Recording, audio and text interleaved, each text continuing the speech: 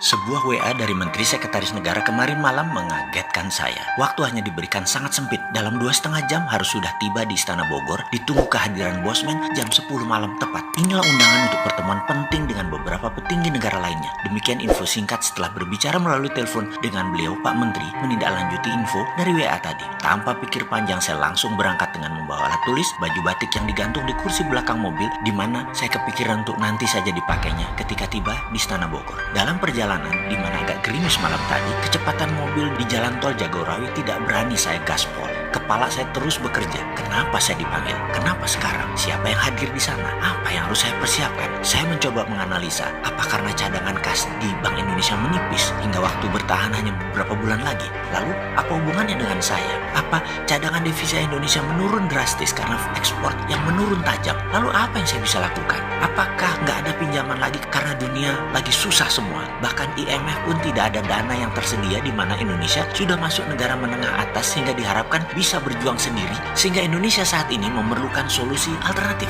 Apa ada signal bahwa Amerika menang perang sehingga memerlukan kebijakan bagaimana menghadapi Trump yang ambisius untuk menjadi sheriff dunia? Lalu saya harus bagaimana? Pikiran saya yang liar ke sana kemari tanpa terasa membawa ke ujung jalan tol keluar di dekat terminal Baranang Siang Bogor. Belok kanan dan tidak lama kemudian kurang dari 5 menit sudah sampai gerbang Istana Bogor yang malam itu cukup lengang suasananya. Namun protokol keamanan di depan gerbang ternyata ketat sekali. Kendaraan saya berhenti tepat di depan gerbang. Jendela kaca mobil saya turunkan perlahan. 2 orang menghormat dan menanyakan identitas saya yang dicocokkan dengan data di map seorang perwira di belakangnya. Mardi Guowi ya Pak, katanya sopan. Yang dilanjutkan, silakan parkir di sisi kiri, nanti Bapak akan kami kawal ke dalamnya. Saya melihat jam dan jam menunjukkan jam 9.40 malam. Alhamdulillah tepat waktu. Sambil memarkirkan mobil, saya ganti pakaian batik dan mengambil map kulit, buku catatan favorit saya. Kendaraan listrik Golf menanti saya dan saya pun duduk di samping pengemudi yang kemudian berjalan cukup kencang ke arah pepohonan sisi kanan, berbelok sedikit, kemudian dari kejauhan gedung megah walaupun agak tua terlihat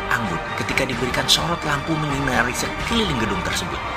Ini dalamnya Istana Bogor itu ya, demikian gumam saya dalam hati. Kendaraan listrik berhenti di posisi agak ujung, lalu 2 orang pria menggunakan batik menghormat singkat kepada saya sambil mengulurkan tangannya menunjukkan saya harus menaiki anak tangga di depannya, dan satu lagi temannya mendahului langkah saya mengarahkan kemana jalan yang harus saya tuju. Jajaran kursi antik dan meja di ruang pendopo terlihat sepi. Kemudian diarahkan saya ke belakang, ruangan yang ada 2 penjaga di pintunya dengan pintu tinggi warna putih. Pintu 2 daun. Agaknya ruang meeting utama ini menurut perkiraan saya waktu itu. Ternyata saya tidak dibawa ke sana, tapi terus ke kanan, lorong agak panjang menuju satu ruangan tamu agak kecil jika dibandingkan ruang pendopo di depan tadi. Saya diperintahkan duduk, namun belum saya duduk ada suara memanggil nama saya. Pak Mardi Guowi. Saya pun membalik badan dan ada 2 orang yang posisinya terhormat di negeri ini menghampiri saya, Pak Pratikno dan Pak Pramono Anung. Saya pun membalik badan, kedua telapak tangan saya rapatkan menghormat kedua tuan rumah tersebut dalam protokol COVID, di mana sejak tadi saya menggunakan face shield dan masker yang kemudian di belakang keduanya tanpa seorang dokter langsung mengecek suhu saya dan beberapa pertanyaan standar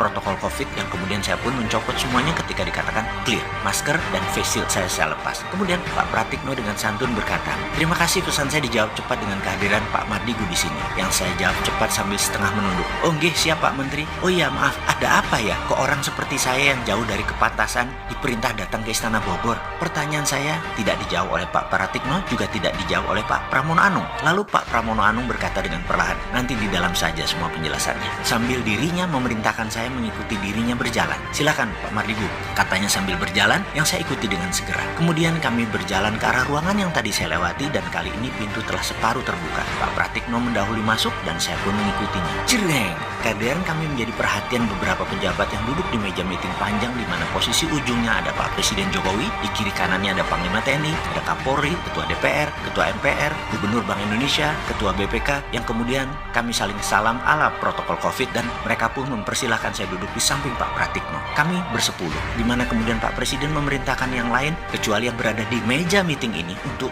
keluar ruangan. Semua ini membuat saya tegang sekali karena tidak tahu apa yang akan terjadi. Begini, saya langsung saja. Demikian Pak Presiden mengawali percakapan malam ini dengan nada seperti dirinya lakukan yang banyak kita kenal, mengeja perlahan kata per kata. Mas Mardigu, terima kasih atas kehadirannya. Kami mengundang semua yang hadir di ruangan ini dengan pemberitahuan sangat terbatas dan semuanya sama. Hanya kami putuskan tadi sangat cepat, yaitu jam 7.30-an malam untuk kehadiran jam 10 malam ini di ruangan ini. Semua tidak ada yang tahu agenda apa yang akan kita bicarakan kecuali saya dan Pak Pratikno. Suasana hening dan terlihat ekspresi wajah lainnya sama seperti saya, bertanya-tanya. Mas Mardigu, demikian nama saya disebut beliau dan saya menambah tegang deg-degan di hati saya. Kalau saya beli waktu 15 menit, demikian Pak Presiden melanjutkan perkataannya. Bisakah presentasi singkat, padat, cepat menceritakan bagaimana strategi MMT kita terapkan untuk Indonesia menjadi negara nomor 1 di dunia dalam waktu yang cepat dan harus diraih sebelum tahun 2030. Di mana demikian Pak Presiden berkata dengan jeda panjang sebelum dilanjutkan. Di masa pandemik ini dan di tahun depan, Indonesia sudah bisa meningkat ekonominya dan kedaulatannya 2 kali lipat dari saat ini. Saya tarik nafas panjang dan dalam yang disaksikan 9 orang yang terhormat di negeri ini. Wajah mereka menunjukkan pandangan aneh menurut saya, karena mungkin di kepala mereka 15 menit waktu yang singkat untuk presentasi. Apa bisa? Saya tanpa basa-basi setelah membuka dengan salam, saya menyatakan, insya Allah bisa Pak Presiden. Kemudian beliau pun tanpa membuang waktu mengatakan, silakan jelaskan kepada kami. Saya pun langsung memulai dengan bercerita. Kalau Tiongkok punya 2 standar mata uang renminbi dan yuan 30 tahunan yang lalu, sekarang sudah 1 nilainya. Lalu ketika perang dagang memuncak, renminbi menerbitkan e-renminbi. Ini adalah strategi baru menerbitkan mata uang di era digital. Mereka lakukan persis seperti 30 tahunan yang lalu, hanya kali ini digital currency. Jadi saya usulkan ada baiknya Indonesia membuat e-rupiah atau e-rupiah yang berbasis blockchain dengan underlying proyek nasional produktif. Sekali lagi, penekanannya adalah proyek nasional produktif, yaitu faktor produksi untuk ekspor berbahan baku lokal, kemudian proyek produksi pengganti impor, kemudian proyek produksi pemenuhan kebutuhan nasional termasuk pangan dan kesehatan, kemudian proyek produksi penunjang pertumbuhan nasional seperti infrastruktur dinamis lainnya termasuk kawasan ekonomi khusus bebas pajak minimum 10 tahun.